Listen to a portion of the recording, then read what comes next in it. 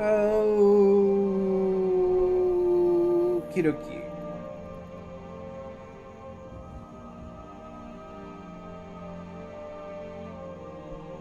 Finally, yes.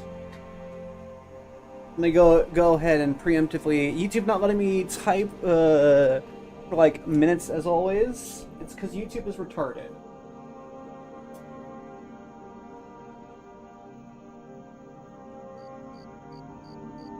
Okay. So you get to see my guns for once.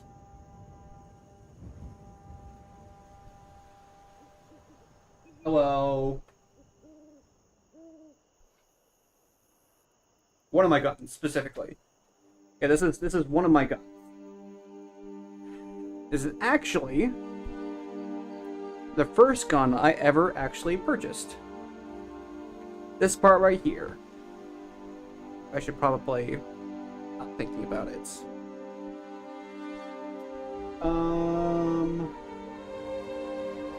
What can I use?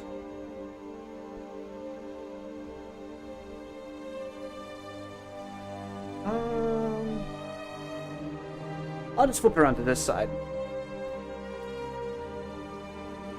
Yeah, this right here is technically the first firearm I ever purchased. This piece right here. And there's not going to be a model today because I don't want to try and figure out how to get my model streaming on a thing, and it's just like, I just don't want to figure that out. So, does this technology count as science and technology?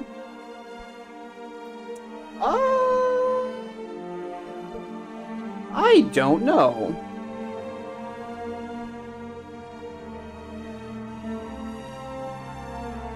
I was gonna go ahead and stick it actually.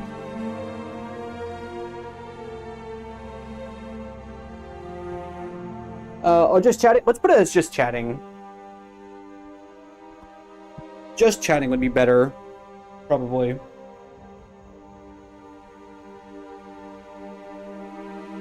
Stay there.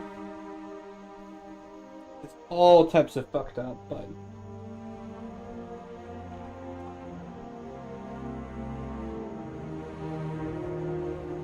I'm not gonna worry about it. It's just not. It's me, not your stalker? Great. Very much like not having a stalker. Hello, hello!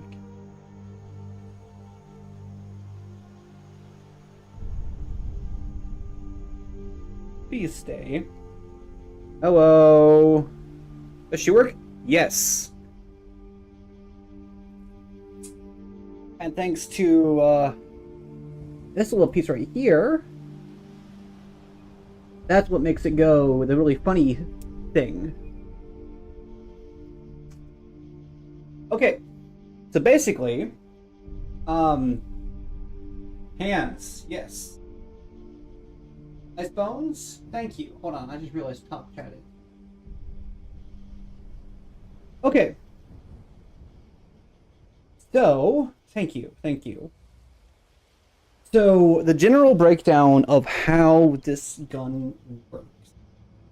And I'm not going to go into great detail because I know YouTube doesn't like that. But basically, this is this entire piece right here, which counts as, you know, the pistol grip and the buffer tube as well. Smooth, long, dark, like hallways of life, like the hallways of life. Yeah. I got an idea of where. Okay. So obviously you've got your barrel. This is a piece called the gas block, or like the British broadcast channel. What? Sure. So this is a gas block. Basically what this does is it allows, there's a little hole in the barrel, and that's where the gas escapes. Then it goes into this gas tube, comes all the way over through here, into the upper receiver, and into the bolt carrier group, which fits, and that prevents the thing from exploding, pretty much. Well, no. Okay, no, actually, hold on. What prevents it from exploding, because this is not actually what prevents it from exploding. This piece right here, this is what prevents it from exploding, technically speaking. Even so, that's actually not even true properly, because there has to be, hold on a second. Because there's actually a lot of technology that goes into this. Oh, okay.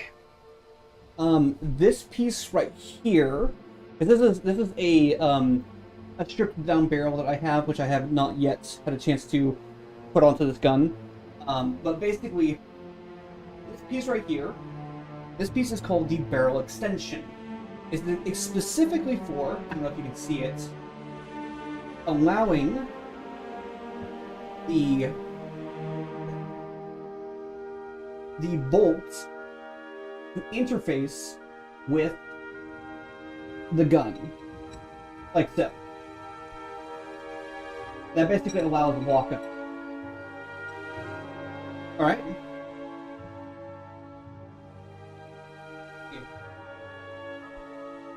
That's what all those little lugs are. Going crazy? Yeah. My keyboard.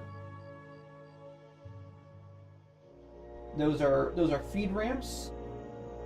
This is a little bit better like this. Yeah. This is the barrel extension. This basically stops the gun from exploding. If this is not properly aligned, the bullets will not go into battery properly, and they will explode. Oh shit. That's fine. This is the bolt. This is the bolt. This is the bolt face. There's the ejectors. There's the lugs. There's the extractor. That's the ejector plunger. That's the extractor. This is the bolt. There's the gas retention rings. All that sort of stuff. That's hollow. Hollow because it allows the fire pin to go through it. And with that, this is what it sits inside of this piece, like so. And it goes back and forth, back and forth, back and forth, back and forth. Now, the thing is that there's more pieces that go into it to make sure it's functioning properly. We have this. Basically, this is the firing pin. You'll notice that it goes like that. Woo! Basically, the gun can't actually fire if this piece is... Well, to be fair, the gun can't fire if there's a lot of pieces missing. But specifically, this is what makes the gun fire. Without this, nothing happens. There's never any danger of a gun going off. There's no firing pin in it. You should always treat a gun like it's loaded, but there's never any actual danger of a gun going off if there's no firing pin. Because... I mean, you might have some, like, crazy circumstances where you have, like, a gun, a bullet that gets cooked off or whatever, but, like, the majority, like, 99.99% of the time, without a firing pin, a gun can't fire. It's just how it is, basically. So, that's one of the major pieces of it. Like I said, this goes into, like so. Now you'll see that there's this piece right here, and that lines up perfectly with that little gap right there. Also, the gas tube slides very nicely right into there. And basically what happens is that in there, all hollow, the gas comes in and goes into this chamber, which is behind this area right here. And so the gas fills this area, expands, and wants to push the bolt forward.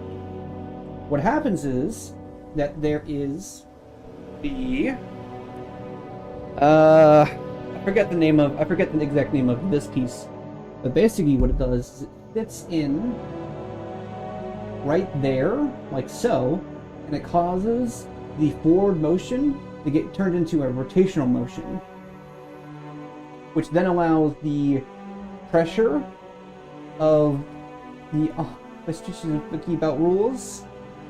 What's happening with Twitch? I can't ban myself or the bot or you. Don't make me worry like that. I thought I was gonna get banned for fucking talking about guns or shit and shit like that.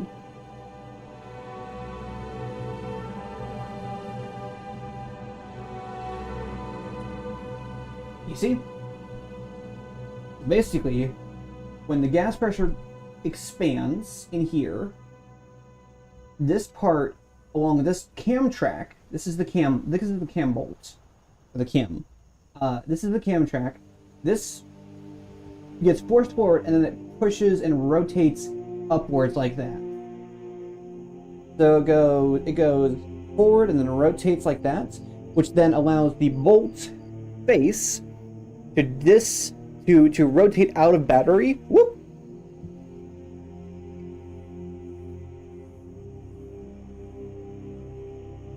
To rotate out of battery with the barrel extension, or the barrel just in general, easier to say that. The barrel, which then allows it to get pushed back by the rest of the gas pressure, which then allows it to do all this sort of stuff. That covers the majority of the actual bolt itself. So let me go ahead and reassemble this off screen. The White Invasion. I have nothing to do with that. Yeah, also. This is the little, again, I forget what these are called, but basically this just locks this stuff in place.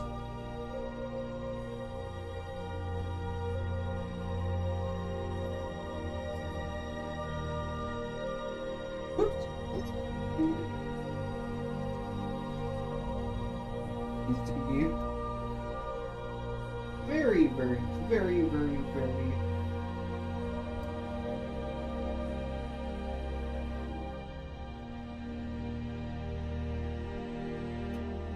no.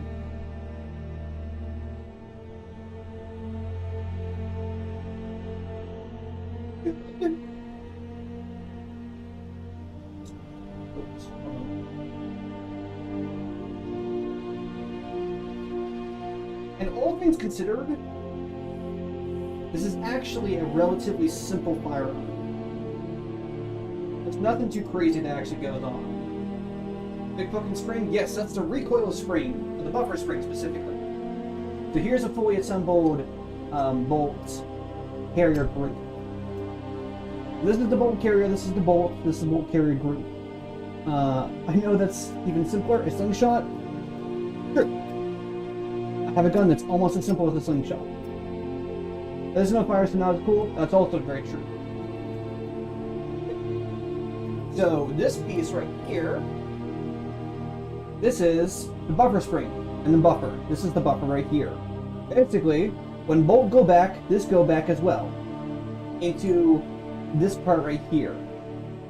This is the buffer tube. It goes all the way back and scrunches up until this little polymer piece right here hits the back. Which I need to.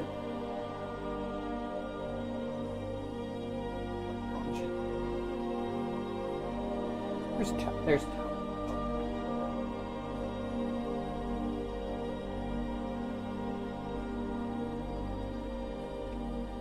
it's kind of yellowing, but it's polymer. What happens? There should be no problem because educational. Yes, this is true. Purely educational. So yeah, basically, it's very simple. It's just it's a spring. So that goes in the buffer tube. When the bolt comes back, the bolt goes. Bolt carrier group sits right here in normal, like so, and then when it's fired, it goes. Whoop, like that. like so.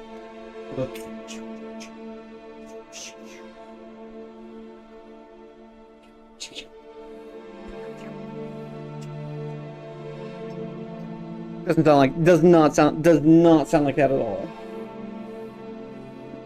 Okay.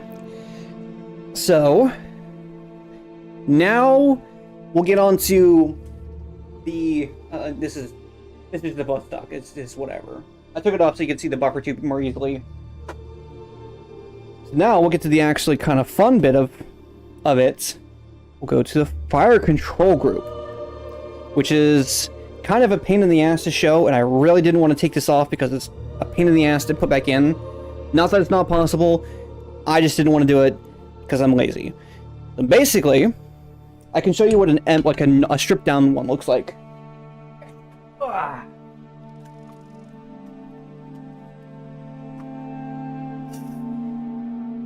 Oh, also, let me go ahead and show you. So this right here, this is a carbine length. Clockwork is hard to mount. It's not clockwork, it's just springs and retention pins, and I just don't feel like dealing with it. Basically, this is a carbine length spring and buffer. This is a rifle length buffer and buffer spring. You can see a bit of a difference. You versus the guy who tells you not to worry about. Springs are so fucking hard to load into stuff. It's not that it's crazy hard. It's just, it's a pain. It's a pain in the ass, alright? I don't want to deal with it. It's not crazy hard, it's just, I've done it enough times to not want to do it anymore. So basically, also, here is my beautiful M16A1 clone lower furniture installed on my stripped up lower receiver right here. And basically, this is what a lower receiver looks like before it has any of the springs or hammer or trigger or selector or anything like that in there. It's all stripped out, just a piece of aluminum. This is technically, this piece right here is technically the firearm. I mean, there's a magazine catch, but that's whatever. So I'm just saying, if I'm building something and another fucking Whittle spring goes somewhere below the fucking closet, I'll stop building.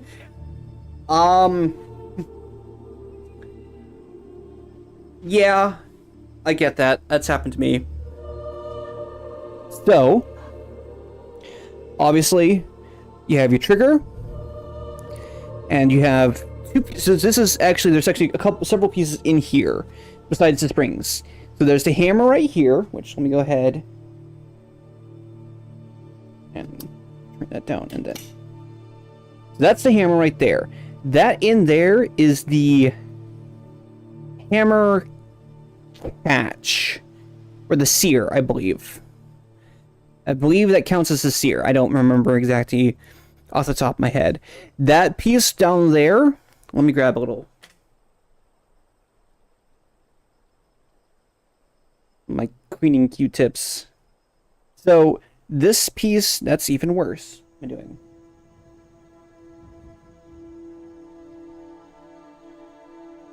I'll use you. So basically, that piece down there, that's actually the trigger. That piece right down there, this is the sear that actually, or the hammer, I forget what it's called, but this piece right here is actually what attaches onto the hammer and stops it from being able to fire. You'll see that there's actually a little piece right here that catches onto that piece right there. And that's what allows you to shoot. That little piece right there, when you push it back, it locks it. Well, okay, well technically that's not accurate, but it's that piece right there, but potato. Anyway, this actually is the piece that stops it from going funny fast mode, because it allows you, it stops it because the hammer goes back all the way. It pushes down from the bolt going over top of it. You're still pulling down the trigger, and that little piece right there holds the hammer down until you release the trigger somewhat. So that's what stops the hammer from doing haha funny fast mode. Unless you have something else back here, which I'll explain that in a bit. So once you then go bang and fire, down there's this little silver piece. Difficult to do this, but there's a little silver piece right there that basically that interacts with. Where is it?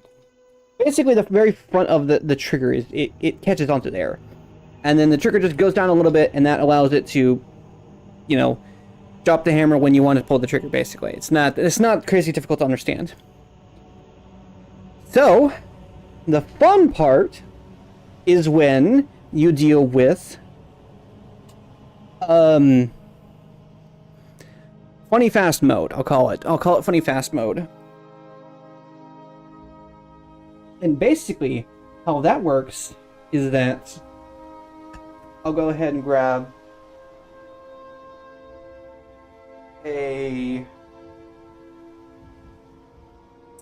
get these out of the way, actually, so I can just, this will be easier to show.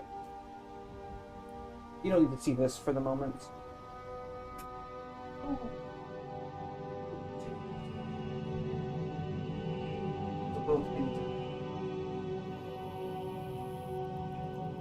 Yes. Good. Okay, so basically, the way that it works, I'll take this, move that over there. The way that it works is that you have, once you've fired and the trigger is locked back onto the bullet catch, if you press down right there, there's that little bit of metal right there. If you press down on that piece of metal at the right time, you can cause this little piece to drop the hammer. That's how an auto sear works. Now, that's what an auto sear does. The difference between an auto sear and an FRT, which is funny fast mode, but legal, unless you're for poor people legal, is that it doesn't press down on. This will be a little bit difficult to show, but basically, there's a smaller piece way back down there that if you press down on it, like so, it forces the trigger back into a position as if you were about to fire it. And as soon as you let off, you can fire it again. So that's how poor people funny fast mode works. Then you have your selector, which then there's a little cutout. It's difficult to see, but there's a little cutout that basically it's just a square cutout that allows when it's over this, it doesn't allow the trigger. Well, that allows it to fire, but when it's like this, it doesn't allow the trigger to actually move at all. So regardless of how much you do it, you can't do it because it does not allow the trigger to actually move. Right down in there. As soon as you go into put it off of safe, you can do it as much as you want. So here we go. Okay. So that's that. That's the AR-50. Well, that's the civilian M4 clone of the Armlight AR-15, which is based on the M16, which is based. It's a whole big old list of things. Anyway.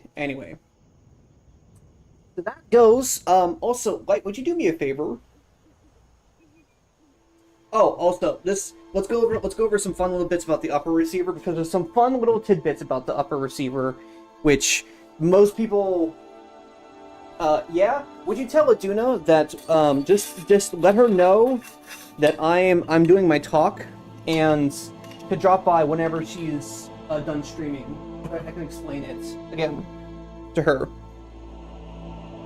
because she wanted to hear about this. I'm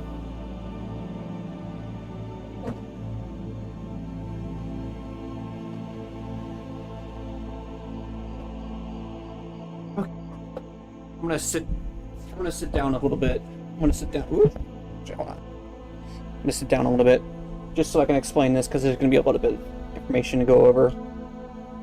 After that, thank you. Okay, so this is the upper receiver to the my AR-15, basically. It needs to be cleaned. It's really dirty in there, but basically, there's a couple of pieces that you have to take note of that are the important things. That's where I had to do some work for this little piece right here. Take that and go. So, it just sits in there and that does the funny, haha, fast mode for poor people. Because it's entirely legal to purchase fully auto machine guns in the United States. You just have to be rich. That's literally it. You just have to be rich. So, okay. So, like I said, this is the barrel nuts, and this is what basically keeps the barrel on the gun itself. There's actually, you can't see it here. I'll show it on my other barrel. Okay, so the way that it works is that this barrel extension, there's a little cutout. There's a little, there's not a cutout, but there's a little metal piece right here, basically, and that slots directly into there's like a threaded part that goes out. I'll go scream eternally. Have a great stream. Yeah, thanks for dropping by, Nemesis. I hope you learned something. You're getting to see my gun autism. Just a tad bit of it. Have a nice scream? Yeah.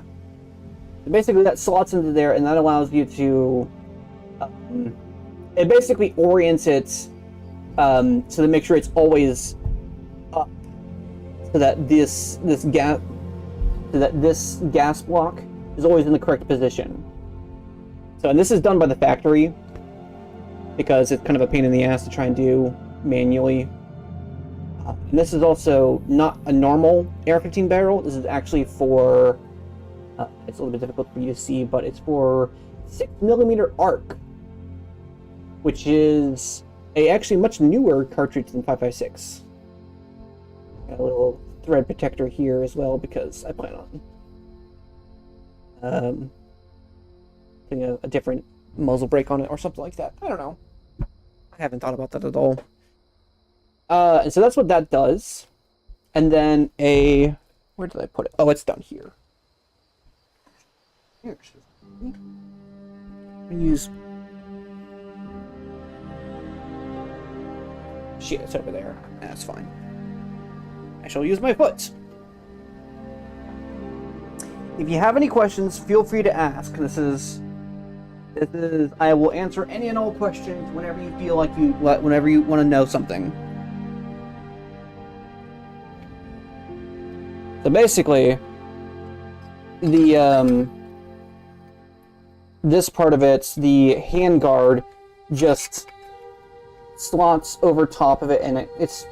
I already tightened it, but basically just friction puts over there, and then you screw it down and screw it down again. That's where these come from. That's what these are for. And so yeah, it's basically just that. It's whatever. It's just a handguard. You don't actually need it, technically speaking.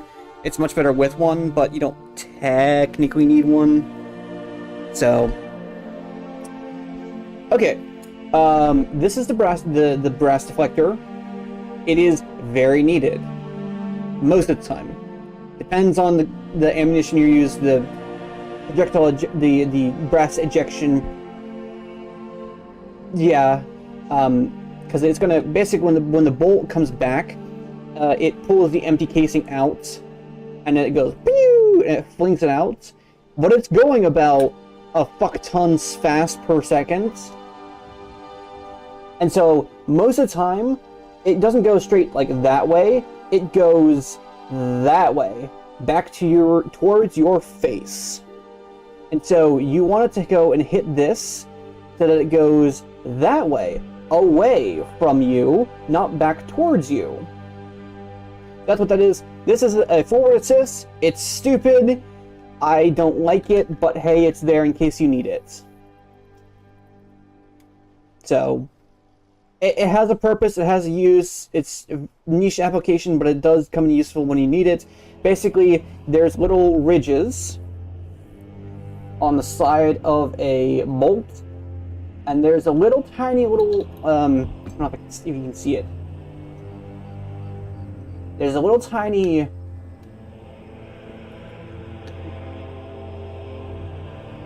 square piece right there that bends. It interacts, it catches on these little divots right there, and it pushes it forward. That's it. It's very basic. That's all that it does. This is where your charging handle would go. I took this one off because I have it right here. This right here, basically, it slides in. This is the basic one. So you pull it out, and that charges that actually show you on this side. Basically what happens is it rests on top of the gas block, or not the gas block, but the gas tube part of it. And it sits right there. And so it allows you to pull it back. But it's not captured, so it allows it to slide back as well. So it's a non-reciprocating charging handle, which is, generally speaking, most modern guns are made with non-reciprocating charging handles. Exception was the Scar, because fucking hell, I guess, you know, who loves thumbs anyways? And it would suck on this one particularly because your face is right here. When you're firing this, your face is like right here. And you're looking this way. This would go and would go, and it would smash your face. Probably your chin. It would not feel good. Let's see, what else?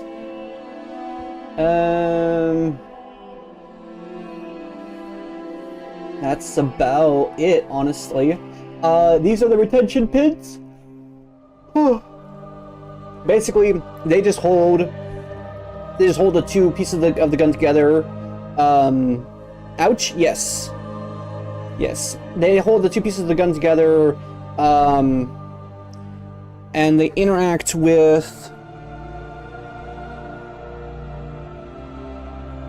I'll just hold my finger over it. Actually, no, I can show it from the top. They basically interact with these two pins right here. And those go forward, they lock in place, and that basically retains the entire upper on the lower. It's all of the upper is connected with these two pins right here. They're retaining pins. I think that's what they're called. Again, I'm not super up to date with my lingo. I know what each piece is and what it does. I just don't remember like its exact name, basically. So, and I've shot this gun. Oh, okay. So there's also two things with the carbine specifically. So in the original M16, the lingo files are missing. Shut up. Okay, on the original M16. Say that one more time. On the original M16, the actual buffer. Actually, let me go ahead and take this off so I can show y'all, because it is actually kind of important to show this.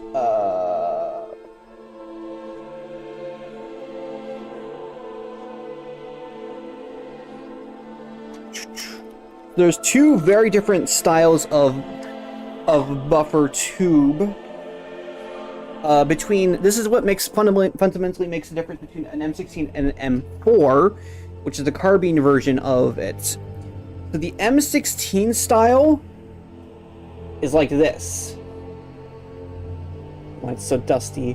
But basically, it's an entire tube that it just goes all around, and you connect the stock to this little nut right there. You screw it in. The M4 carbine has a very different style, and you'll notice that there's a piece missing on this one. You also see that they're a lot different size as well. So basically what's missing on this one is this little piece right here and this little piece right here. And they're two specific things, and I'll explain those in just a second. Basically, because in the previous M16, the stock itself retains the little spring and plunger that keeps this piece right here, the retaining pin, in place. There's a little tiny, here, let me show you, like, see that divot right there? See that divot right there? There's a little tiny brass plunger. Oh, you can kind of see it. There's a little tiny brass plunger right in there. Grab this. Little tiny brass plunger right there. In there. That allows this to slide along in a little track. And you have to... And it's retained by the spring. The stock on the M16 is what retains it in...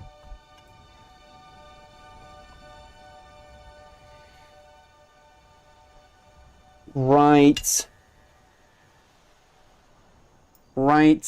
there. That's where the spring and plunger for the retaining pin goes. That right there. The stock itself is actually what blocks that and holds that in place. On the M16, the stock, because it's retractable, can't do that. So they had to come up with an alternative that would allow it to actually be usable, because otherwise it would just kind of fall out, and that's, no good, obviously. Give me a second while I reassemble my M16. My beautiful M16 clone.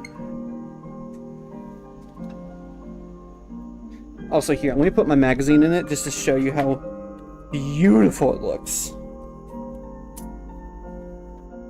Alright. Look at it. Oh, look at this thing. It's so beautiful. Wow. It's a work of art.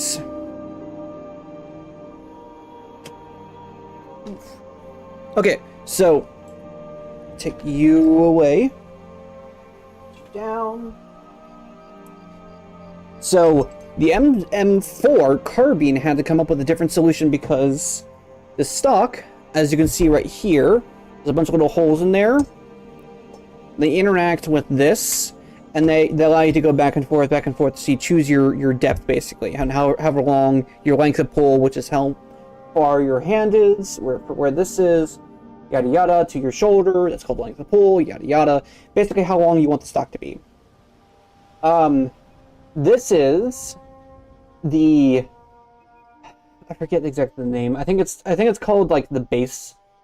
The castle plate, maybe? Castle plate? Anyway, it replaces what the stock would normally do, which is block this part. This is called a castle nut. I do know that specifically. This is called a castle nut. This is what locks the, what you calls it? The plate right here against the, what you calls it? The lower receiver. That's what, again, what allows the retaining pin to have its little plunger so that it doesn't fall out. And that's the same thing happens with the grip. There's actually a little hole that allows a plunger for the safety, like so. Same thing for right there, and then there's one more for this one, this retaining pin, and it's right there. That's self-contained though, because you have to. It's a whole ordeal. You have to do a whole thing, and it's I don't. This little piece right here is a pain in the ass. It's one of my least favorite things to do. Very necessary, very, very, very, very, very necessary, but it's a pain in the ass to do. So, and that just about covers about pretty much everything to do with the AR-15 in you know, basic terms. You know, I'm sure we could go into actual like depth of what you call it. You know, like, oh, what does it fire? All the intricacies, the history about it. That's whatever. But that's the general gist of how it works, what it looks like on the inside, what every working piece, realistically speaking, works like. There's more smaller pieces. They don't. It's all like retaining pins and fucking whatever other stuff. It's whatever. Small things you barely ever have to deal with. Almost never do, specifically, I should say. Okay. Whew, it's toasty in here. Oh, so, would y'all like to see any of my other guns? While I have y'all here, and I have the camera open, and all that jazz? Yes. Okay, that's enough for me.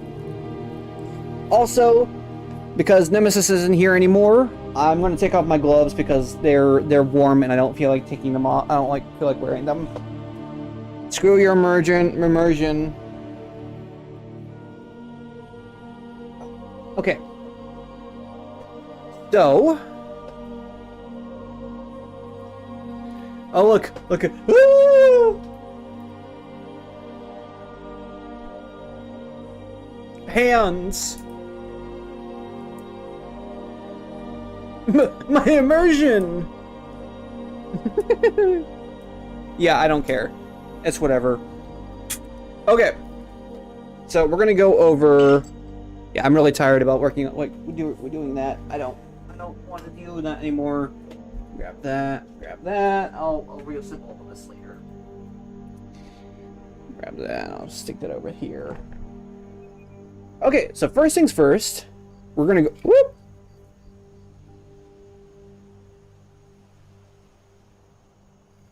Get rubber bands. Okay, so first things first, we're going to go over my latest collection. Starting of nice, yes. This is a H&R. Let's see it right up here.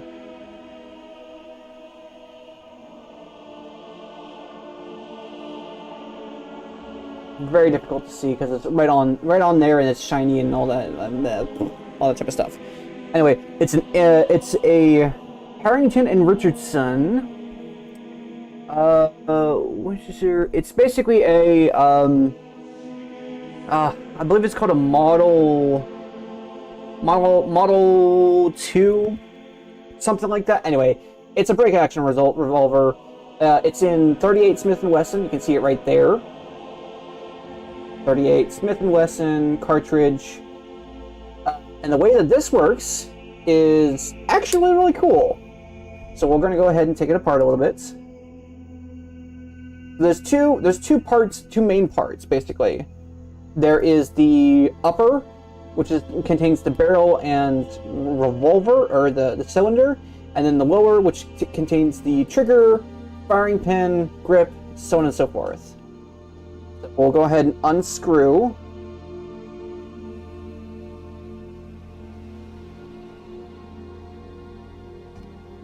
the little pin, which this is the point of failure on these guns.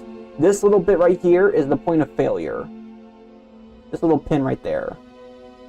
That because the entirety of the weight of the gun basically rests on that single pin. Everything else is floating, basically, except for that part right there. But that's just a locking bit. Anyway, you lift up, go forward, and you pull it off. Shit, hold on. Oh shit, hold on, I did this the wrong way around.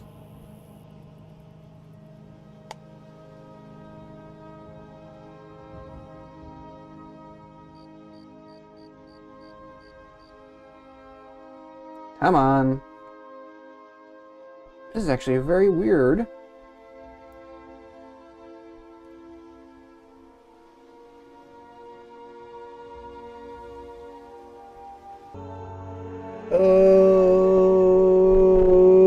Okie dokie, sorry about that. But basically, let me go ahead and reassemble it partially.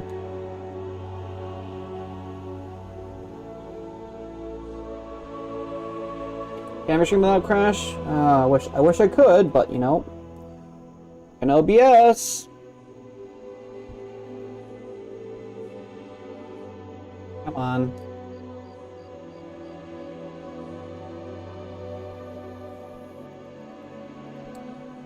There we go.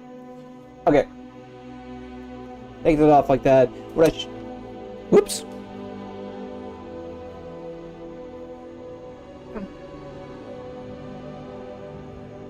So, ooh, did I damage that? No, I didn't. Okay, good. Basically, what I should have done was lift it up like this. So basically, you gotta lift, push, and rotate. Lift up on the retaining latch, I guess is what it's called, and you can pull out the cylinder. That's the plunger that does the extraction. Whee! This is the barrel, obviously. That's the, I don't know what that was called, but that's the thing that spins around, basically. And the actually really interesting part is this piece right here. This is the actual ejector spring, I think is what it's called. The ejector spring. And basically, while it's in there, it holds on to this piece like so. I'm going to line up properly, like so. And when you're starting to pull it, it goes and it pushes out like that until it gets to, until that part right there of the actual, we are back, by the way, right? I'm not just talking to nobody. Yeah, okay, good. Basically, this part right there, it interacts with this part right here, goes up all the way, and that pushes it out of, basically it allows it to go and slings back forward, because this part right here, it latches onto like that. Basically it latches onto the back of it and doesn't allow it to go through until you push it through like that, and then it goes and it spins back down. That's why it ejects and then comes back down, is because of that. My hands are getting kind of greasy. Ironically, this is probably the one I should have worn gloves for, but oh well. We got time. Nah, let me save that for later. Get one of these.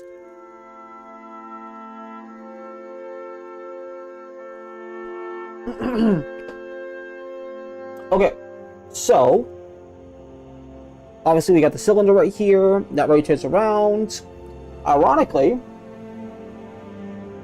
hold on a second.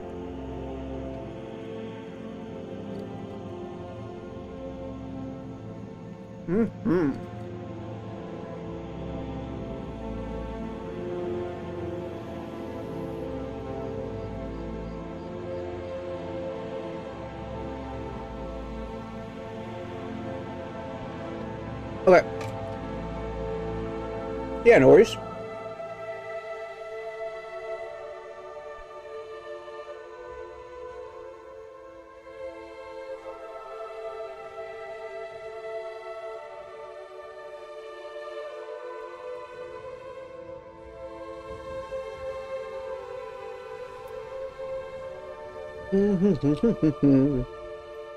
Okay.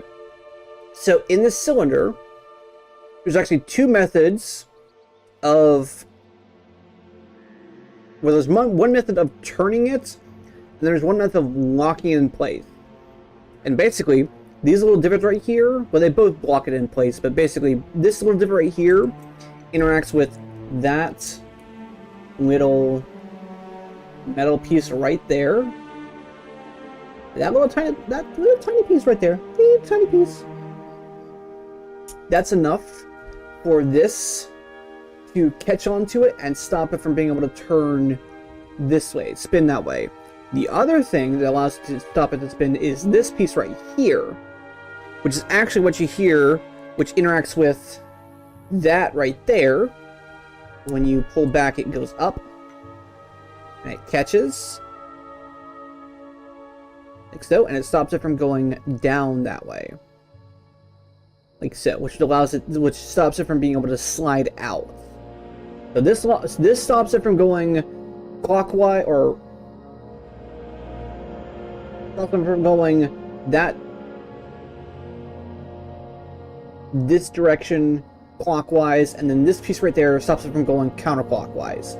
So they both together lock it in place, so when you're firing it, you don't, fire slightly out of battery and then it causes the problem, basically. Let me go ahead and reassemble it so I can show you what it looks like.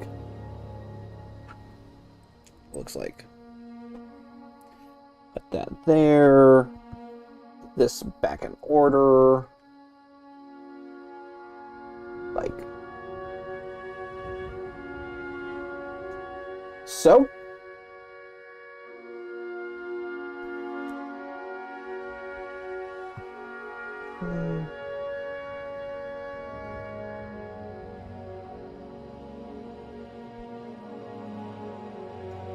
That, slide it in, rotate it, lift up on this, and you spin it through, and then woo! Oh. Woo! So basically, now, when you pull it back, it can't rotate to any meaningful degree. Like so. Now, let me show you the other part of it. Because there's a couple other pieces that make this thing function.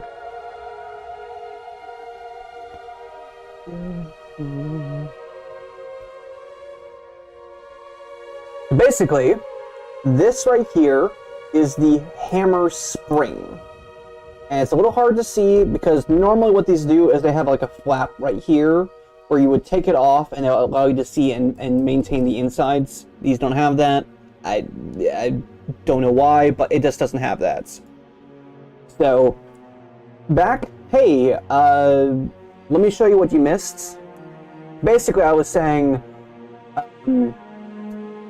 is that this little lever right there interacts with these little guys right here. And that allows it to go, it goes, and it, oh here, it goes like that. But it also, when you have it like this, it stops it from moving it counterclockwise. This little bit right there, that little metal piece right there, interacts with these outer bits, and that causes it to stop going clockwise. So you basically together, they stop it from, firing out of battery, or off cylinder, or off barrel, whatever it's called. I don't know what it's called, but basically it stops it from going off when it shouldn't go off in the area it shouldn't go off. To see if it was too far this way or too far that way or whatever, if you fired it, it wouldn't hit the firing pin properly, and it would also probably explode, and that would be really bad. So, oh well. Anyway, whoop. In place.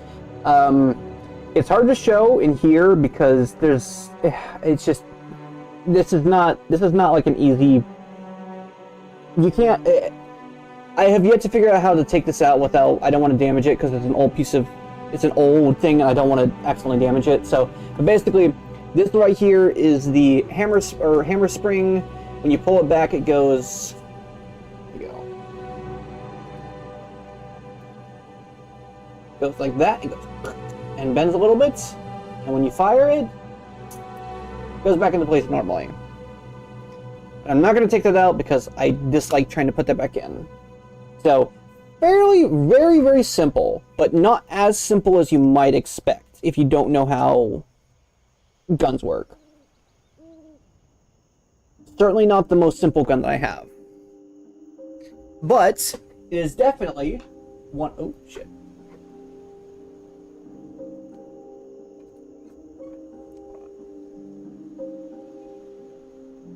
There we go. It is certainly one of the coolest guns that I have. I know that wasn't good for the gun, but shut up. It's cool. So, yeah. Also, here, let me go ahead and I've disassembled most of this, and not most of it. I've disassembled some of it, but here is the upper half to my M16 clone. This is a thing. Don't worry about it. But basically, this is the upper receiver. It's missing half of it, but no, don't worry about that. And it is my favorite thing so far. It is beautiful. The parts that stop this from working properly is the gas tube right there, and yeah, that's about it, honestly. It's pretty much just missing the gas tube, and then I can properly assemble all of it. So, really not missing that much. Let's see. Do I have any other guns nearby? No, I stuck that in my bag. Let me see if...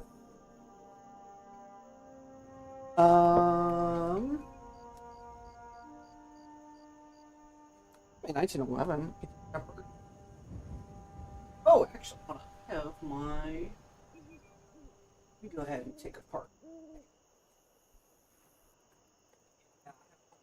It's with this one in a while.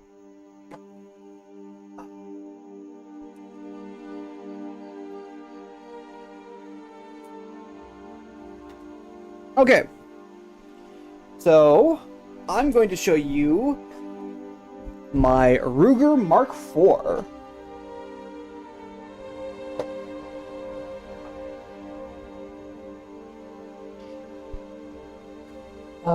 My Ruger Mark IV.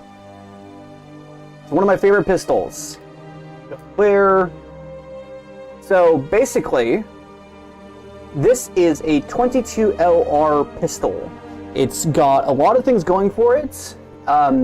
This is kind of a decked out version of it. It's got the short barrel, it's got the Picatinny on both the top and bottom, yes, whatever. It's got your standard lever style selector. No, save. Fire, I don't want to do that because it hits. So, okay, there's a couple of things. Oh, and one of the cool things about this one is that this assembly is literally as simple as pressing this button right here and just lifting up, like so. That just dingles around and wibbles and wobbles.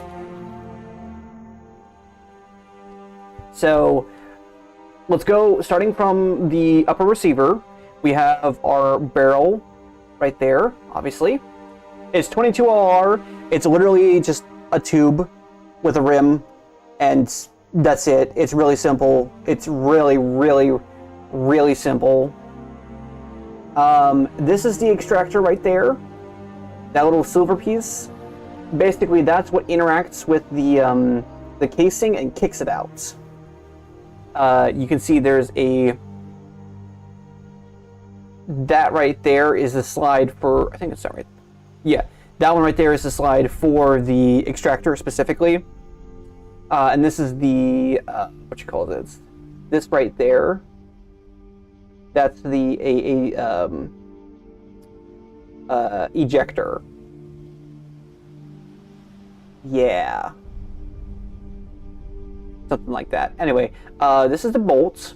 That's the retaining, not the bolt. This is the recoil spring. A lot smaller than the M60 or the AR-15 style.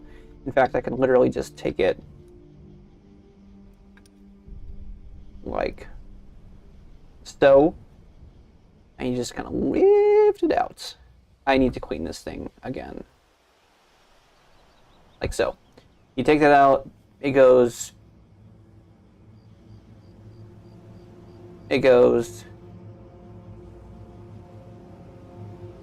spring. That's what it does. And so that compresses based on that, basically. That goes in there like so. That little bit right there, that small bit right there, that's the firing pin. And it's not the storm. So the difference between 22 LR and normal, not normal, but other types of bullets is that this is rim-fired. And rim-fired is a very old style of, very, very, very old style of igniting bullets, basically. It's one of the first ways, I believe. And not the only way, but one of the first ways. There's a couple of other ways. But basically, rimfire, you smack the rim of the cartridge. And there's a little bit of powder in there that when compressed ignites. It goes pop. The rest of the other gun kind of goes pop, so it follows along. Issues with that is that reliability, sometimes it has a tendency to not go off when you want it to go off, which is not fun. But 22R, so you miss a rat or whatever, nothing crazy. There's a couple other cartridges that are rim-fired that aren't 22LR, like 22 Magnum, Winchester Magnum, and 17 HMR or Hornady something Magnum, whatever. That's whatever. They're all rim-fired. They all have the same issue. So here is the lower. This is pretty simple. This right here is a bolt catch, or I should say a bolt hold open, and basically that connects with when the bolt is gotten to, well, it would be like right there. It'll stop it from going forward when you're out of ammo. And basically there's a little lever down in there, which it interacts with an empty magazine and it pushes up on it, and that's what this does. This is also your bolt release. So you drop that, you press down on it, and it would go boop, and it would drop it forward, which I can show you what that. I'll show you what that looks like in a minute. This is the safety, obviously. Dual-sided. It's safety. It's what it does. And there's a couple of little bits in here. That's the hammer, which is actually hammer fired, not striker fired, which is a little bit of interesting. In fact, let me show you. Can I do? See, that's spring loaded. That little bit right there, it's actually spring loaded. Sometimes they're spring loaded, sometimes they're not. It just depends, honestly. So that hits that. There is a safety mechanism, which basically means that unless there's a magazine in here, I forget exactly where it is in there, but yeah, there we go. So unless this is pressed down on, which comes from, sorry, not this one. That's the disconnector, or the sear.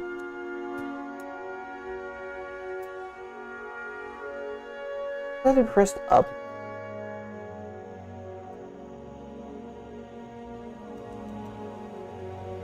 Yeah, this thing is dirty.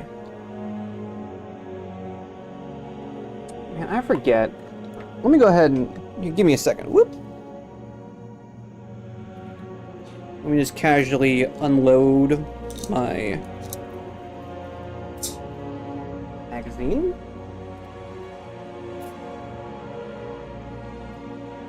Okay, so there's two things. For one, magazine is clear. Woo! This is a magazine, not a clip.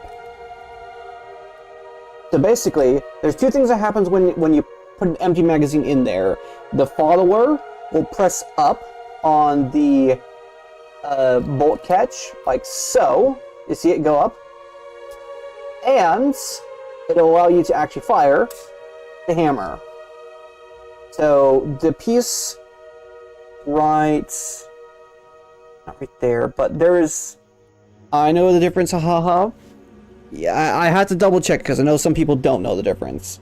There's a piece in here that's a sear that basically allows the, sorry, this little piece right there connects the, which is, I forget the name of these things. It's called like the something bar, basically.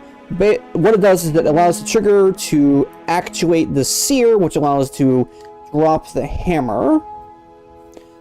Allows the hammer to fire, basically. So, put the hammer back, which is actually quite a hefty thing. And then when you first fire, it puts it into its down position, and then it goes back until you release it, and it goes up. And then it allows it to interact with the sear right in there, which it's hard to see, and I've not taken it apart further than this. I don't want to. Basically, boom, it allows it to go down, so on and so forth. It's not as hugely, again, not a hugely complicated gun. Most guns aren't, unless we're talking about Italian guns or H&K. Because they make some fucking complicated guns sometimes. And then reassembly, super easy. You take your bolts, you put it back in there like so. Take this, put it in that little lever or that little spot right there, and you close it. Oh shit, hold on.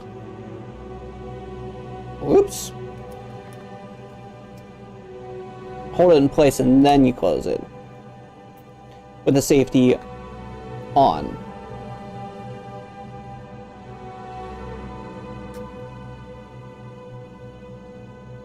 Ta-da! Oh, and here. This is what happens when you put the magazine in. And then this is what happens when you fire a last round in your empty. The bolt goes back and it locks open like that. And then you can drop it, and you can drop it with that right there. That's the bolt catch. But you'll feel the difference when you're firing. You'll go bing, bing, bing, bing, bing, bing. You'll know what it feels like, and then all of a sudden it feels different, and you'll know, oh, I'm out of ammo. So, yeah.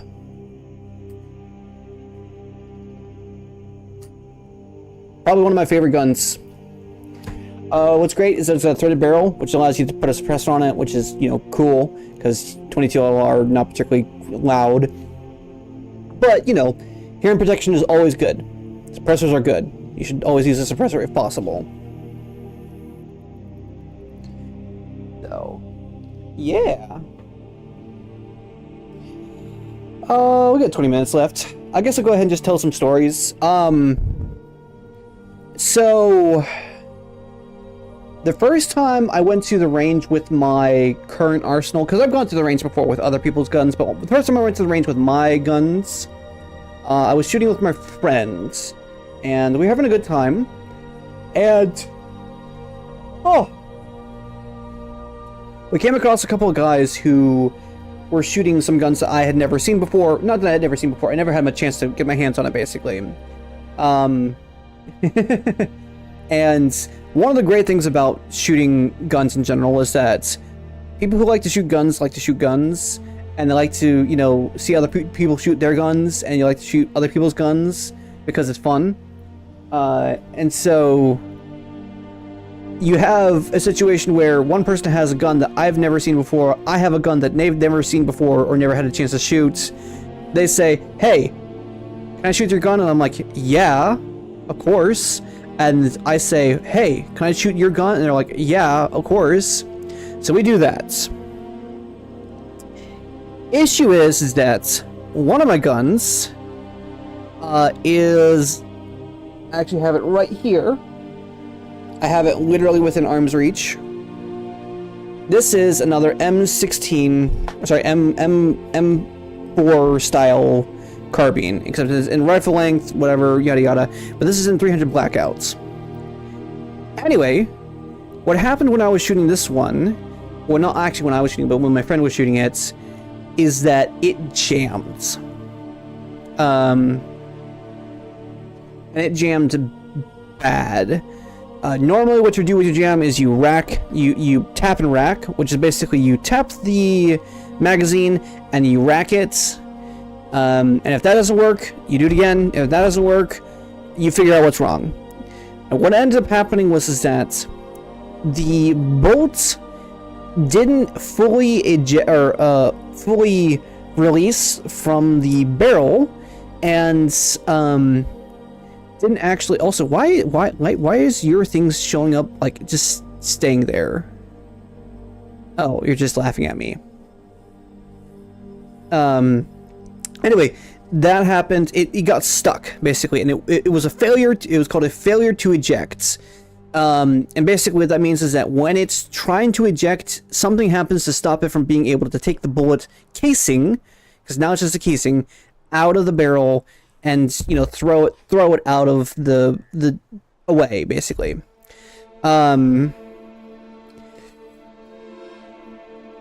We tried everything to get it, like, doing that. Couldn't get it to work. I had to bring it home and try and mostly take it apart to see if I could actually get it to work properly. And I did. I did manage to get it to work properly, but it was a pain. While I was there shooting with my friends, we managed to come across these guys who were, again, shooting guns I had never had a chance to shoot before. One of them was a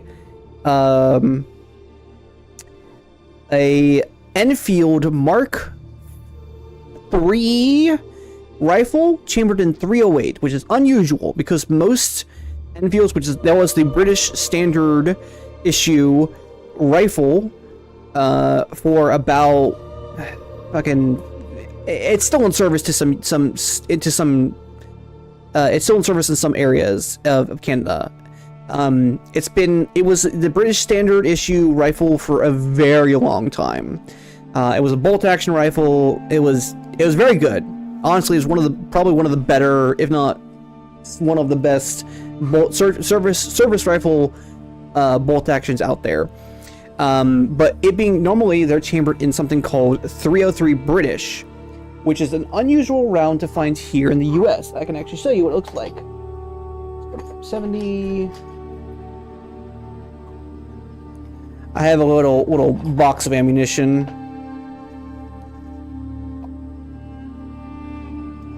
That's 30.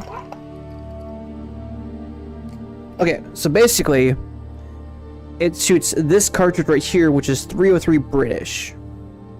It's a very good round. However, it's not you. Not you.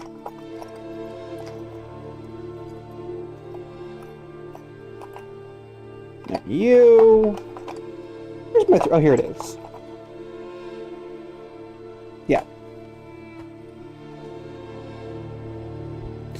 This is 308. So they're very similar, but there's a couple of main differences. I'll see if you can notice them before I explain it. So the obvious differences are obviously that 308 is smaller, which is a shorter. It's got very similar bullet diameters, so that's irrelevant, and very similar bullet weights. But the casings are shorter. Hold on a second.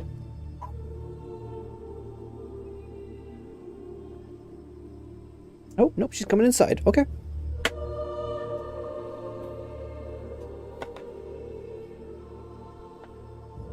Hey, Winnie. But basically, the main difference is that 303 British is a rimmed cartridge. You can actually see it like there, where the rim actually sticks out longer than the actual casing itself, which is great for extraction. Makes things super easy, but semi-autos don't like these. Semi-autos don't like these at all. 308 is a rimless cartridge. That's why it has this little divot right there. The extraction comes from this little thing right here. That's how you do it without a rim. Because most rimmed cartridges don't have that little divot in them. My skin is glowing. But basically there's not really a divot in there. It's just a straight. So that's the main difference between those two. Ironically, this is actually probably more similar to the 7.62 by 54R of the Russians, which that one is still in use today. 7RM. Here we go. Yeah, this right here is 7.62 by 30 or by 54. It's the Bones Seeking Freedom. Sure. 7.62 by 54R. Some people say it's for rimmed. It's not true. It's for Russian. It stands for, you know, 7.62 by 54 Russian, basically. And it's actually, you can actually tell just how different it is, or how similar it is. So very, very similar. This one has a more intense taper on it compared to the, you can actually see it. Their dimensions differently, but it's very similar, is my point. Similar bullet diameters, all that jazz. Although the 7.62, I believe, is a little bit larger.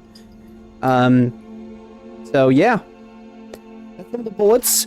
One of the more interesting bullets, because most, in fact, the thing is that bullets have looked like this for the past 100 years. They've looked exactly like this. This round itself is actually about 100 years old, give or take.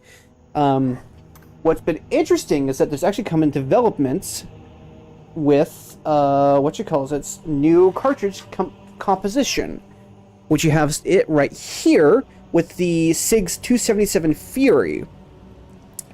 And there's a very good reason for why you'd want to do this, because most of the time you'd say, well, this is a lot of effort for not a lot of gain, but there's actually a good reason for why you'd want to do this, which is basically that steel has a higher tensile strength, which allows the extraction. It's less likely to shear, basically, which is not a fun thing to deal with.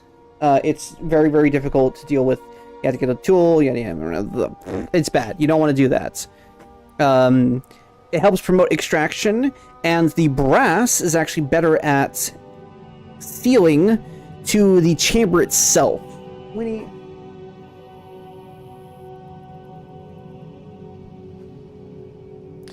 The brass actually compresses and it expands, not expands, but it deforms better in the chamber to seal properly, so there's less room for gases to escape, yada yada.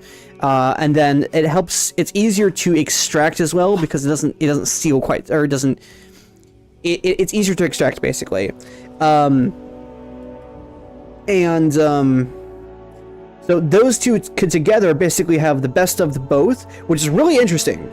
It increases the cost of it, obviously, but it's cool that they're coming up with stuff like this. So yeah. Also, here is my. Make sure this doesn't have a name on it. It does not have a name on it. Here is my semi-favorite cartridge. This is the 4570 Government. 4570 Government. The rimmed cartridge. This is designed for lever guns. This was designed for lever guns. Which my lever gun is my pride and joy, basically. And whew.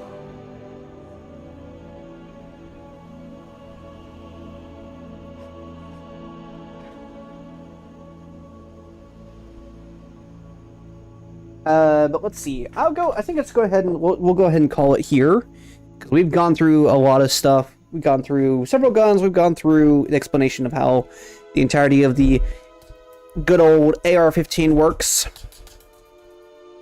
And also just the M16 and the M4, just military designations for firearms. These,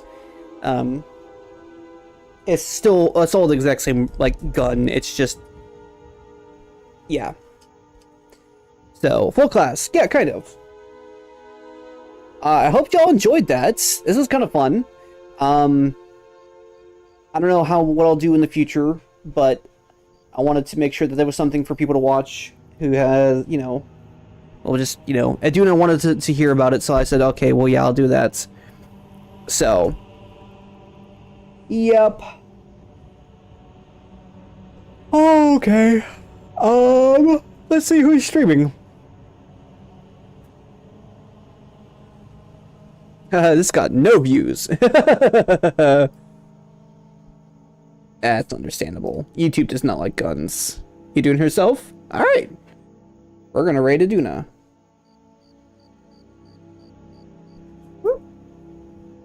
I'm going to like dip. Just let her know that I'm that this is Winnie? That basically, if you want to watch it, just go ahead and watch the VOD. So yeah. Yeah, just let her know. I'll see y'all tomorrow. Have fun. Bye-bye. Bye-bye. This is what you can't see, is that I actually, like, wave really enthusiastically. It's just, like, the model doesn't actually show up. It's just, I go, bye-bye. And it just goes, so. Immersion. Oh! Alright. I will see y'all tomorrow. Bye-bye.